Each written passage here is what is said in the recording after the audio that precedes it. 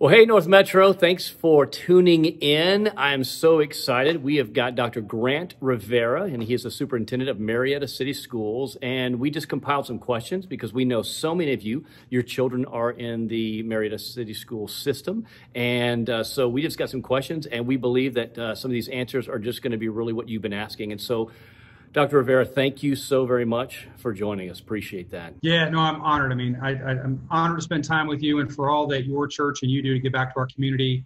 Just thank you. And you guys are an incredible partner. And I think this afternoon is just a continuation of that. So thank you for the time. Thank you. So we're in this thing, right? We're in this whatever and how long it is. We're in this COVID-19 crisis. And clearly it has effects far and wide, but one area specifically is where it's affected the school system. You know, for me, there are two very tactical and almost operational challenges, and then there's the social emotional challenge. So from a tactical and almost operational standpoint, we have two immediate priorities. One is, how do we keep children fed? The reality is that kids walk in our doors each and every day on a normal day, and they're looking for a breakfast or a lunch. And these are all kids, not just kids that are identified as, quote, free and reduced lunch. Right. We've got kids that count on us during the school day for a meal. And the reality is, you know, the school closure is no different. They're still hungry. So for us, how do we feed as many children as possible? And we really have launched a very comprehensive effort to do that across our entire community. I'm certainly proud to share with you that as of this afternoon, we have served over 39,000 meals in a 2-week period that includes breakfast and lunch across 81 different stops, across 18 different routes. So wow, that's really the first challenge, which is how do we keep kids fed? The second part of it is that now that our schools are closed and our teachers are further apart from their children and their students, how do we create some continuity of learning? And really a large part of that is through digital resources. And the reality is that in every community, ours is no different. We have the haves and the have-nots, and those who have access, and they just need to be coached up on what to do, and those who don't have a device, don't have internet and what have you. So what our second, like, tactical and almost operational priority has been getting technology in the hands of every child who needs it. And that could be a Chromebook, that could be a hotspot, it could be both. And I think, to be honest with you, one of the challenges right now is that colleges and public school districts and so many other places and professions where people are now working at home, these hotspots are a premium. I was told that one of the companies we've contracted with, they are expecting 20,000 hotspots to be delivered. They have 35,000 on order. Wow. So the second piece for us around connectivity is, as fast as we can, removing all barriers, how do we get kids connected to digital learning so they get back connected to their teacher? Yeah. And then I think the third piece for us after meals and after, technology is really, how do we manage the social emotional dynamics? Because children are not with their friends, and children are not in the same routine, and students are not with their teachers. And I think that takes a toll on us. Yeah. And even staff, I mean, as the governor announced that we're extending this thing another month, I think staff are wrestling with the emotions of it all. They're wrestling with the gaps that exist with their kids and their social emotional relationships with their colleagues and their families. And I think everybody's having to get adjusted to that dynamic. And I think that we can't be so distracted by the tactical meals and digital technology that we forget that at the end of the day, we're in the people business, and there are people that are hurting, and there are people that are evolving. And I think those are the three big things for us at Marietta City Schools that started the first day that we closed our doors, and will continue every day as long as they're closed. Wow. Well, listen, you say there are three big things. They are three big things, right? They're all interwoven together, and it's complicated. And so thank you so much. I mean, we would assume as much, but most of us are probably just doing our own stuff or not even thinking about those kind of details. So thank you. Those are three important, huge things. One group our hearts really, really break for is the current senior class. They've got graduation, they've got parties, they've got finishing up their classes, they've got SATs, they've got prom. And so give us some insight into kind of what this is like for them, as are even having them on your radar too, I would imagine. Yeah, it's interesting. I've been a lot of posts on social media, and they talk about, if you do the math, and I'm sure this is very familiar with every graduating senior and their family, right? They came into this world 9/11. They're here at this time during COVID-19. Wow. And I think for us, I mean, I think even as adults, right, so many of us look back on our years in K-12 education, and we think fondly about our senior year, and specifically spring of our senior year. Right. So I think what's important, I think as adults that we have to be mindful of is that this is a very special time. And while we deal with all of the transition that's happening right now, I think we have to be sensitive to what do we owe our senior class. I have been in frequent contact with Marietta High School principal, Mr. Ball. We're looking specifically, and I speak for him, and I know that he has been responding specifically to students who reach out to him, and there'll be some more information coming out from the school. But now that the governor has announced school closures through April 24th, I know that immediately impacts our prom, our Marietta High School prom. So one of the things that Mr. Ball is exploring is, all right, if there's a possibility that we come back soon or close to April 27th, how quickly can we pivot? And maybe it's not in the original location where we were going to have prom, but how can we pivot to do something? And be that, you know, in our high school gym or in some other facility, how can we as adults be ready to pivot fast around prom? Yeah. The other thing that is a conversation is also obviously graduation and senior awards and all those other types of things. And here's what I'll say, and I put this in an email to Mr. Ball, and we've talked about it several times on the phone. In all of my years in education, when I think about someone who is the master at creating special moments for kids, someone who lives for making kids feel valued and respected, I would put Mr. Ball at the top of that list. Okay. I know that he is wrestling daily with how to adjust the ever-changing calendars and dynamics with the same responsibility that he and I both feel for making sure the senior year is special. Okay. So whether it's prom, whether it's graduation, whether it's senior recognitions, all of that obviously is going to be done in accordance with mandates by the governor and the CDC and others. And yet we as adults are ready, and we will exhaust every creative option we have because these kids deserve that relentless commitment to being creative and resourceful, even as the rules change by the day. So all that's to say, I'll speak directly to your senior class that I know are members of your congregation and throughout our Marietta community. Like, we care about you, we're committed to you, and we're going to do everything we possibly can to honor you and create those same special moments. They may just be on a different day in a different place, but we're working hard to do that. Well, I appreciate that. I know they know that, but just hearing you say that is reassuring for I know so many of the parents and so many of the seniors. So thanks so much just for even seeing how big of a deal that actually is. So I didn't send you this one. Here's another question. It's a pop question here. In one sentence or less, can you explain Common Core math? I'm kidding. No, listen, I got a first grader, and I don't know that I understand first grade math. So will you please keep me as far away from that as possible, all right? Because I'm not passing the pop quiz.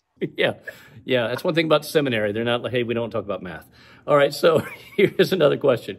What are some helpful tips and some practical advice you can give parents for helping them educate their children at home? And I think there's this balance, Rob, and I'm trying to find the same thing in my house, in my home. It's important to keep kids on a schedule. Yeah. So, you know, what does it look like to get up and get out of your pajamas and get dressed? And what does it look like to have breakfast and start, you know, something productive? And I think the idea that families, to the greatest degree possible, can allow kids to thrive on a routine is good. And yet at the exact same time, you've got to read your kids and read your own emotions when you need to pivot. And, you know, I'll be honest with you, there have been moments where I'm trying to get my kid in a routine. I'm trying to be superintendent. I'm trying to be dad of a first grader. I'm trying to figure out math. And like, I can feel myself getting frustrated. Right. And that's with a first grader who doesn't understand any different. So it's really our ability as adults to try to establish a routine, but know when it's okay to deviate off that routine. One of the things we're trying to do in our family is we used to have a nightly routine during the normal school day and school week where it was like, okay, we're going to eat by 5 o'clock, and you know, we're gonna have bedtime and bath time and read a book. You know, last night all my kids wanted to do, honestly, I hope the neighbors weren't judging, but they just wanted to get naked. They wanted to run around the backyard and like soak each other with the hose. So like, we were way past bedtime. Yeah. Like, we had butchered dinner.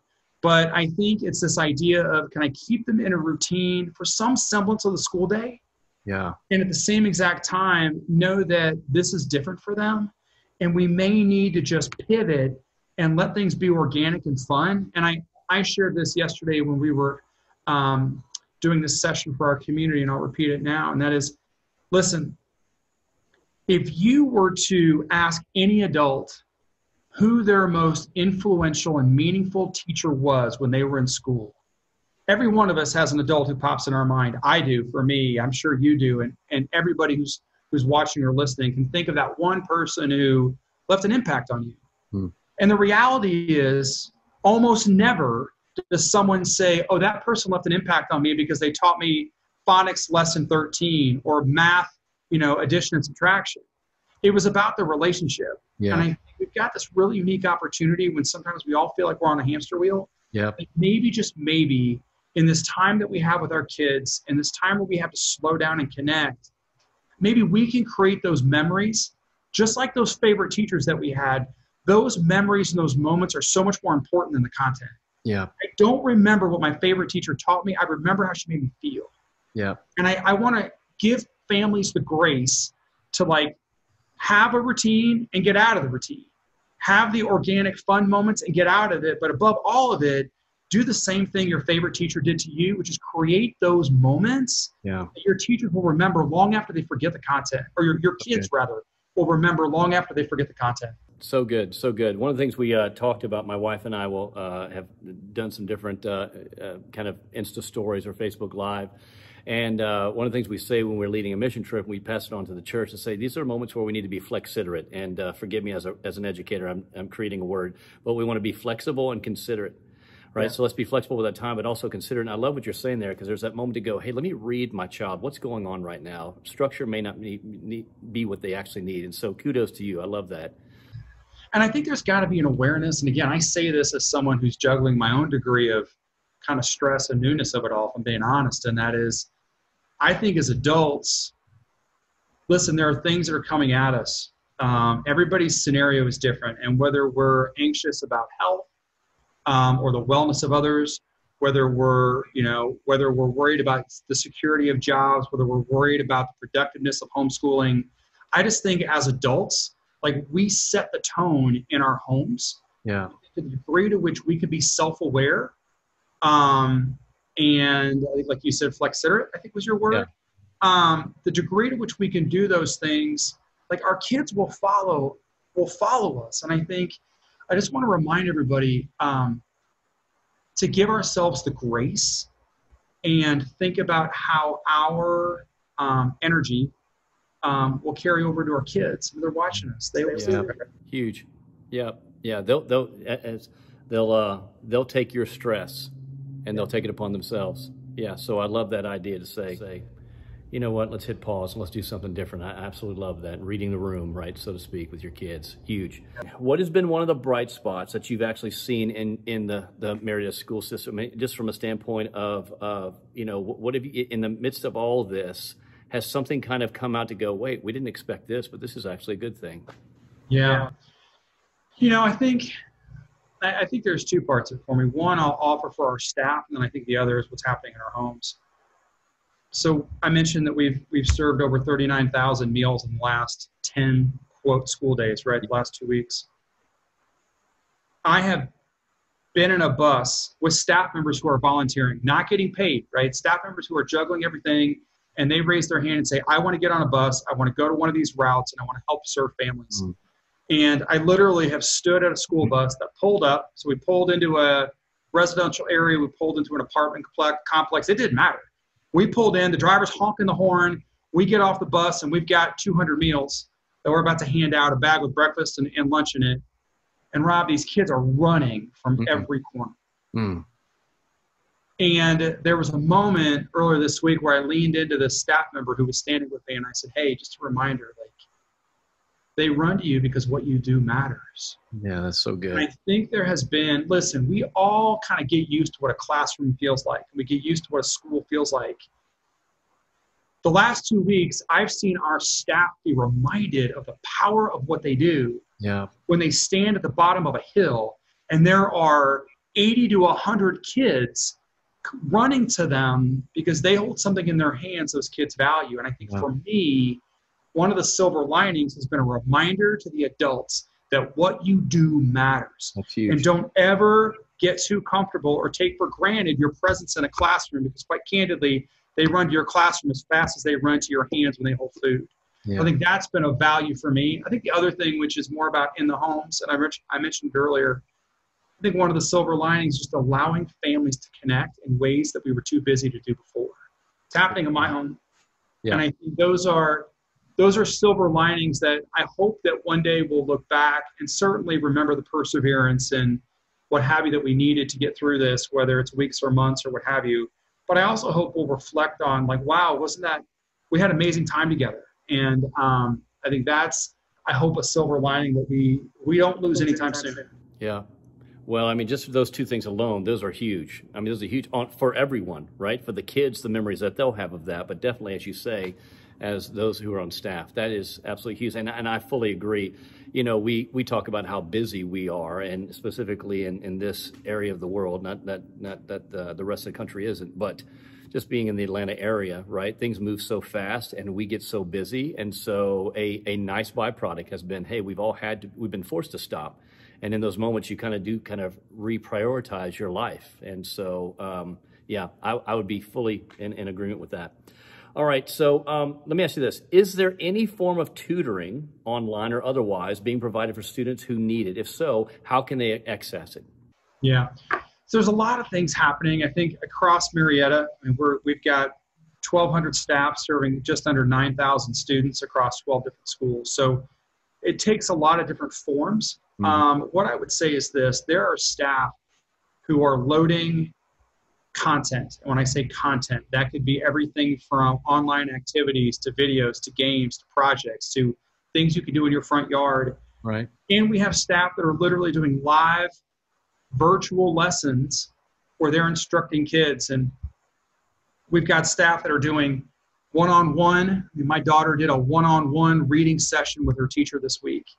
And we've got staff that are hosting 5, 10 small group sessions where they're teaching kids how to do calculus. It's running the whole gamut.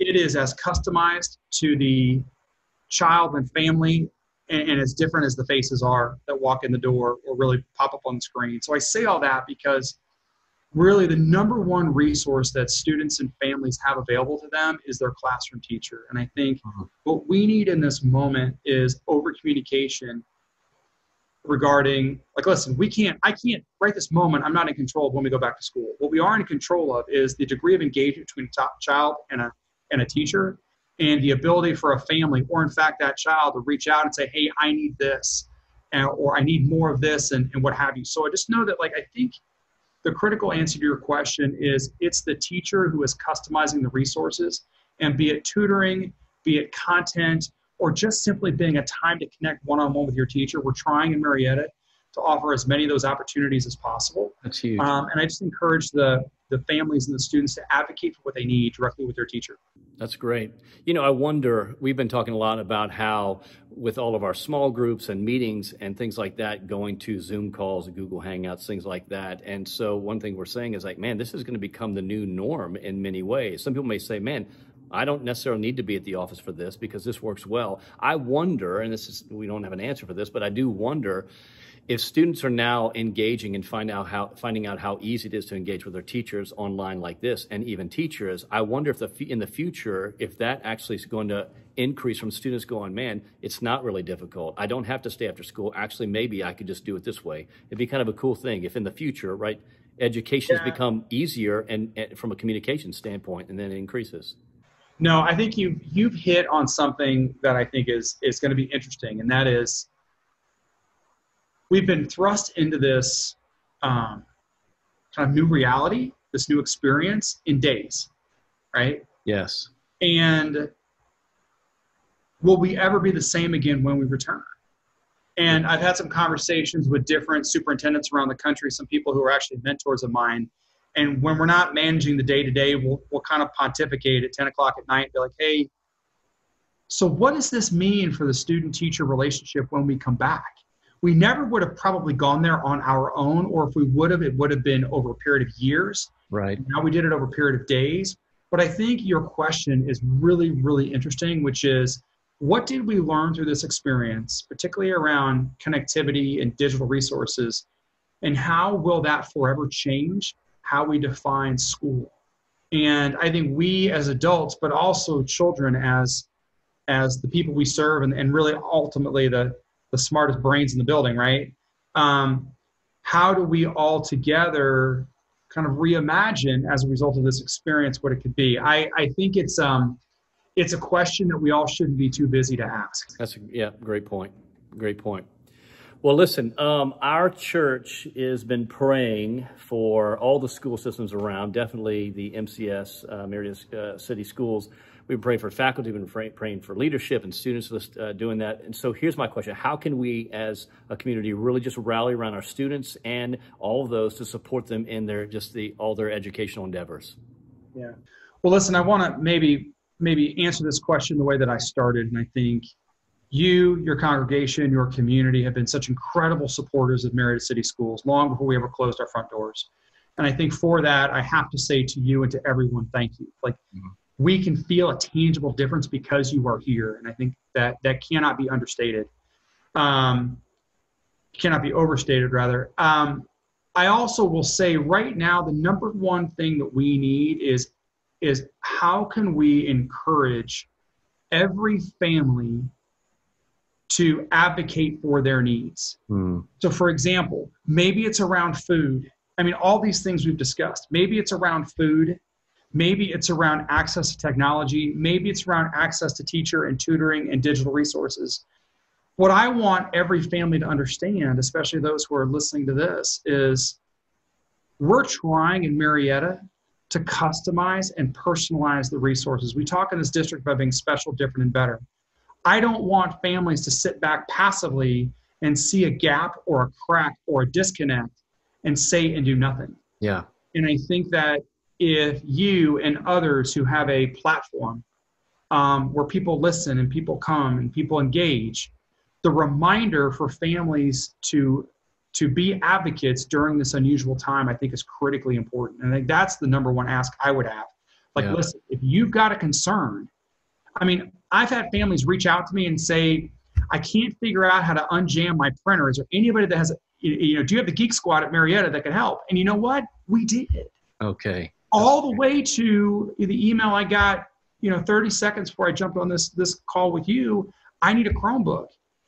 Whatever it is, no matter how large or how small, I want families to feel like they can reach out and ask. And anything you can do to remind families that in this moment, now more than ever, they're an equal partner in their child's education, and to engage us when they feel like they need help or need support or anything at all, we're here. And I think that's the number one message. Listen, I know both now and going forward, we're going to turn around and see people from your church who are standing arm in arm with us, supporting our community. What I want to make sure is that you can help me reinforce the message that we're here to help them support their children in their home. Yeah. Because that's different. I mean, it isn't like it was where if a child doesn't understand something, it's Monday night at home, they can go ask their teacher on Tuesday. No, we need to create avenues of communication. And I think anything you and your church could do to reinforce that, I'd be forever grateful. Well, it'd be our joy. As a church, our vision is we want to be a church that would be missed. Meaning if we didn't exist, if we just disappeared, that actually everyone around us in the community would miss us, including the schools. And so it is our joy to come alongside all the schools, but definitely Marietta City Schools, because, hey, this is right in our backyard. And so if we can help in any specific way other than what you've talked about, please let us do that. It would be our joy and our honor. Yeah, I mean, listen, there's never been a time that we reached out that you guys didn't not only say yes, but overextend yourself. So, I mean, I say, thank you for that partnership. And I feel like you guys have been a steady, consistent, faithful partner.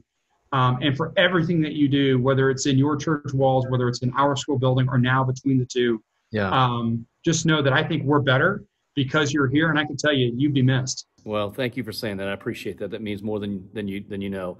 Well, hey, listen, we got more work to do, and so excited to partner with you to do it. Hey, Dr. Rivera, thank you so very much. Appreciate that. And North Metro, thanks so much for tuning in. Hopefully this was beneficial to you, and we will see you soon. Thank you again, Dr. Rivera. All right, thank you.